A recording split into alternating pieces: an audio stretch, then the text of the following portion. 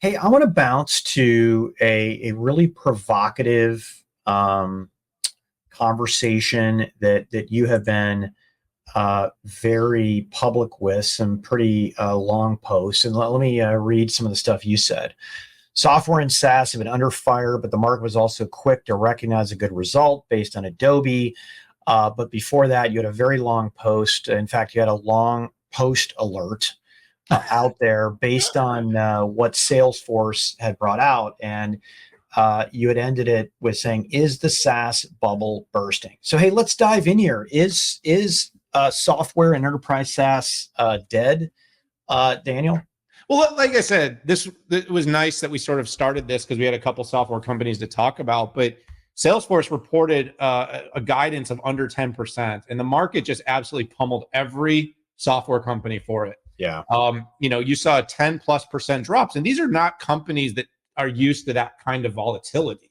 These are companies that typically move a lot slower because they have high ARR, high predictable revenue, consistent margins, steady growth rates. And of course, when you look at these sort of projections on revenue, these are real solid companies.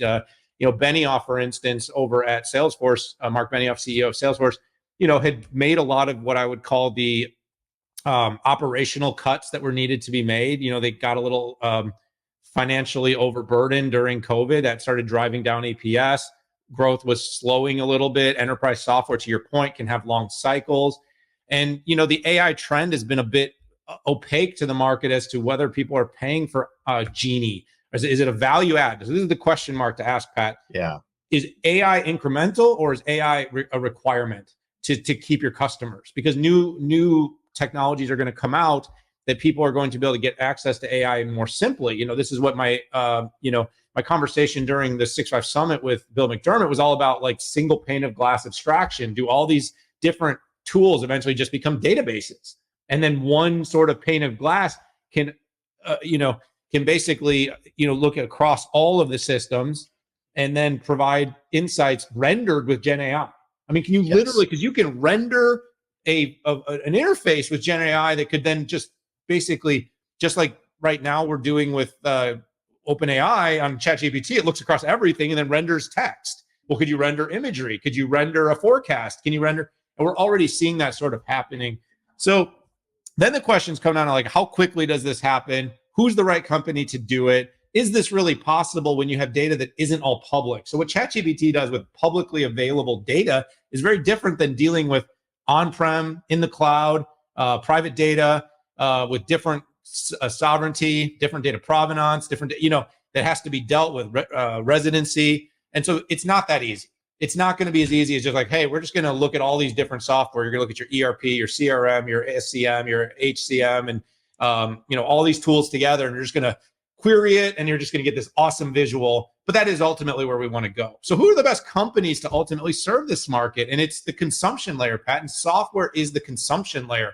So is it everybody? I don't know that it'll be everybody, but core companies like Salesforce, SAP, Oracle, Workday, you kind of ServiceNow, like they're in a really good position. You're talking about companies with 100,000 plus customers that are on subscriptions that have made massive investments to deploy these softwares in their businesses. You and I have done it. We've already seen, even in the smaller businesses, how sticky this stuff is. And so will we pay 10 or 15 or $20 a month more to get crazy capabilities and generative tools? And the answer, I think, is ultimately is yes. I think incrementally we are going to spend more to get access to AI inside of the tools that we already have that allow us to start enjoying the benefits of AI immediately. So I think the market is sort of messed up right now. We look at companies that have 5 customers making 50% of their revenue because we see the infinite value of training models, which is important and necessary. But I think there's much more risk there of competition. There's risk of margin erosion. There's risk of supply chain.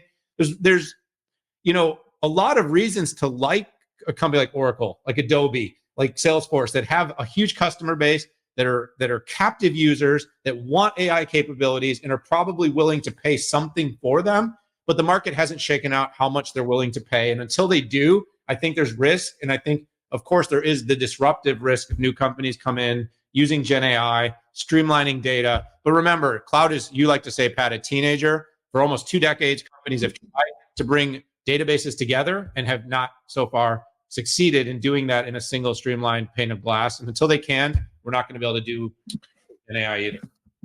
Yeah. So that was a good 10-minute analysis, Dan. It was like good 6 at the most. Sorry. So here's my take.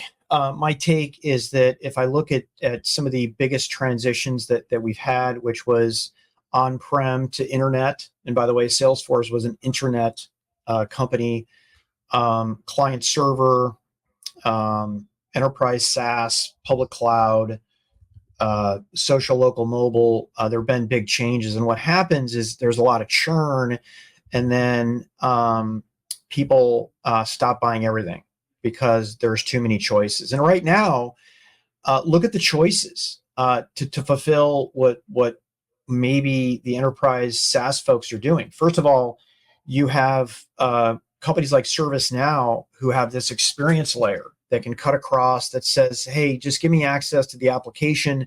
Don't upgrade the application, but pay me to be the experience layer. That's one.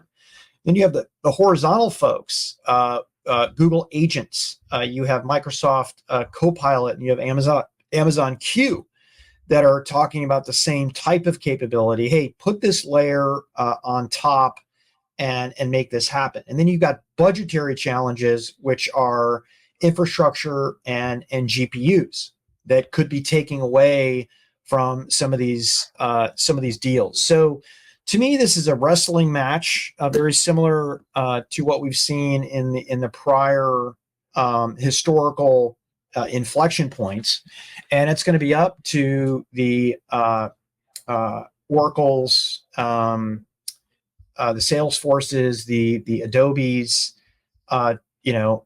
to make their value proposition just simple. The final thing that we have a delay on is because of the data. The reason why Mark Benioff on all his earnings calls talks half about data is because that is the technological challenge, and also the challenge from a security and privacy and quote unquote safe AI